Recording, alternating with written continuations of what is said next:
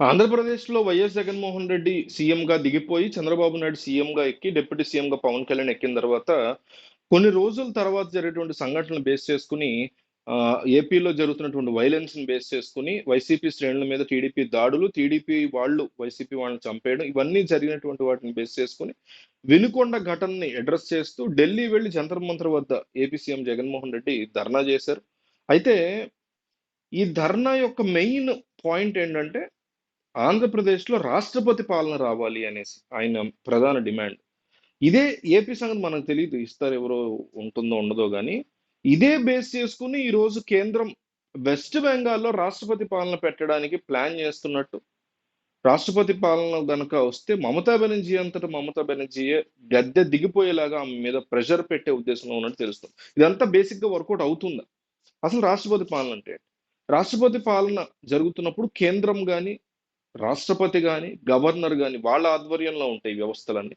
వాళ్ళు చెప్పినట్టుగా, గవర్నర్ చెప్పినట్టుగానే నడుచుకుంటారు. అడ్మినిస్ట్రేటివ్ వ్యవస్థ ఏదైనా గూడా లెజిస్లేటివ్ వ్యవస్థ. అసలు లెజిస్లేటివ్ వ్యవస్థ అనేది ఉండదు ఆ టైంలో. కంప్లీట్‌గా గూడా గవర్నర్ చేతిలో అన్ని అధికారాలు ఉంటాయి. పోలీస్ వ్యవస్థ గాని, రెవెన్యూ వ్యవస్థ గాని, ఇంకొకటి గాని కంప్లీట్ అఫీషియల్స్ అందరూ గవర్నర్‌కి డైరెక్ట్ రిపోర్ట్ చేయాల్సి ఉంటది. ఎందువల్ల? ఇలాంటి సంఘటనలు ఒక తీవ్రమైనటువంటి వయలెన్స్ సంబంధించిన సంఘటనలు, ఎమర్జెన్సీ పరిస్థితులు వచ్చినప్పుడు ఖచ్చితంగా ఆ రాష్ట్రంలో పెట్టాలి, పెట్టొచ్చు అనేటువంటి ఒక క్లాజ్ మన ఇండియన్ కాన్స్టిట్యూషన్‌లో ఉంది. అయితే కలకత్తాలో జరిగినటువంటి ఘటన అత్యంత అమానవీయమైనటువంటి ఘటన, అమానుషమైనటువంటి ఘటన. ఈ ఘటనలో మమతా బెనర్జీ సిగ్గుతో తలదించుకోవాల్సినటువంటి సంఘటన. మణిపూర్ అంశంలో ఎట్లా అయితే నరేంద్ర మోడీ అండ్ బ్యాచ్ తలదించుకోవాలో, గతంలో జరిగిన అనేక దారుణాల విషయంలో కాంగ్రెస్ పార్టీ వాళ్ళు ఎట్లయితే రాహుల్, సోనియా తలదించుకోవాలో, అట్లా మమతా బెనర్జీకి ఇది తలదించుకోవాలని సిగ్గుచేటైనటువంటి ఘటన ఏమన్నా ఉందంటే ఆమె కెరీర్‌లో, ఆమె పొలిటికల్ కెరీర్‌లో ఇదే అని చెప్పుకోవచ్చు. ఒక రాష్ట్రంలో తండ్రి తల్లి ఏమడిగింది తెలుసా? ఎవరైతే ఈ బాధితురాలు ఉందో ఆ అభయ అని పిలుస్తున్నాం మనం. నిర్భయ అని అప్పట్లో జరిగిన ఘటనకి ఇప్పుడు అభయ అని పిలుస్తున్నాం. ఆ అమ్మాయి పేరు మాకు కూడా తెలుసు.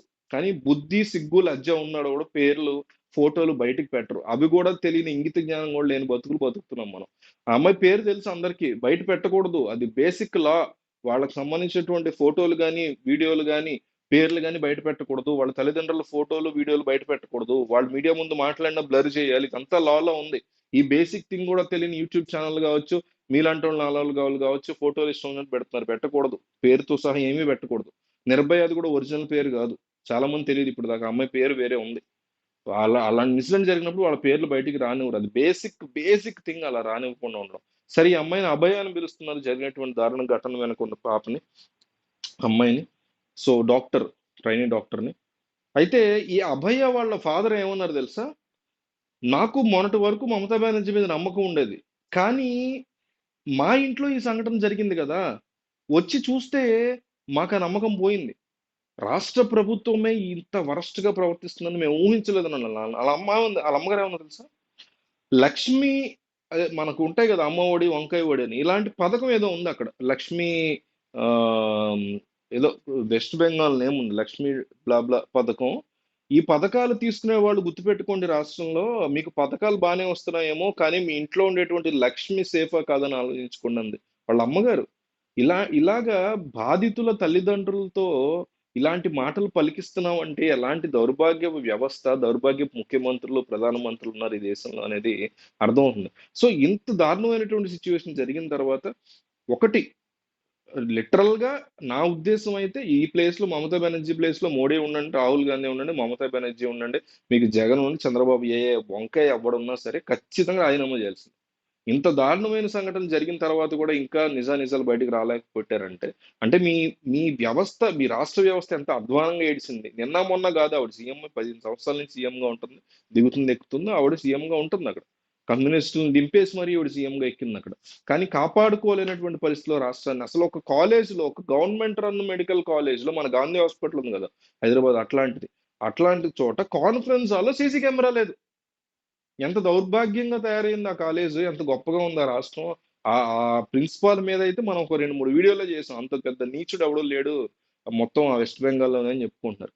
అయినా కానీ ఏమాత్రం తొణక్కుండా బెనక్కుండా ఈ రోజుకి అక్కడికి రాకుండా బాధితులను పరామర్శించకుండా జరిగిన వాళ్ళకి బాధ్యత తీసుకుని వెంటనే సాల్వ్ చేయకుండా పైగా టీఎంసీ గూండాలు వచ్చి ఆ కాలేజ్ మీద దాడి చేసి అక్కడ ఉన్నటువంటి ఏవైతే సాక్ష్యాధారాలు ఉంటే వాటిని తారుమారు చేయడం, వాటిని డెస్ట్రాయ్ చేసే ప్రయత్నం చేశారు.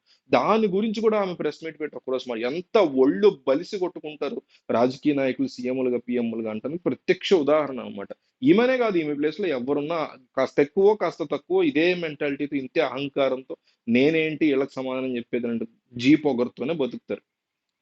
సో ఇప్పుడు ఈమె మీద తీవ్రమైనటువంటి ప్రెషర్ దేశవ్యాప్తంగా కూడా, రాష్ట్ర వ్యాప్తంగా, అక్కడ వెస్ట్ బెంగాల్ వ్యాప్తంగా, దేశవ్యాప్తంగా కూడా రాజీనామా చేయాల్సిందే, ప్రెసిడెన్షియల్ రూల్ తీసుకురావాల్సిందే అని.